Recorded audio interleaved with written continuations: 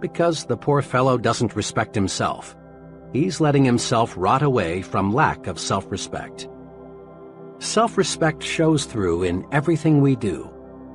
Let's focus our attention now on some of the specific ways we can increase self-respect and thereby earn more respect from others. Look important. It helps you think important. Rule: remember, your appearance talks. Be sure it says positive things about you. Never leave home without feeling certain you look like the kind of person you want to be.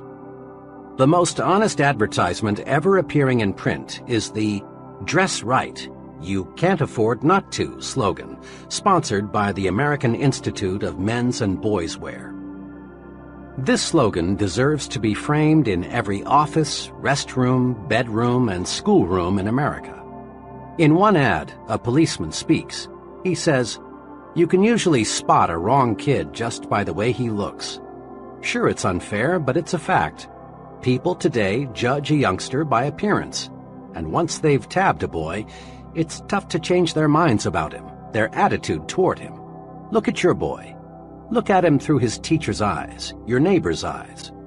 Could the way he looks, the clothes he wears, give them the wrong impression? Are you making sure he looks right, dresses right, everywhere he goes?" This advertisement, of course, refers primarily to children, but it can be applied to adults as well. In the sentence beginning with "look," substitute the word yourself for him, your for his, superiors for teachers, and associates for neighbors, and repeat the sentence. Look at yourself through your superior's eyes, your associate's eyes. It costs so little to be neat. Take the slogan literally. Interpret it to say, "Dress right, it always pays." Remember, look important because it helps you to think important. Use clothing as a tool to lift your spirits, build confidence.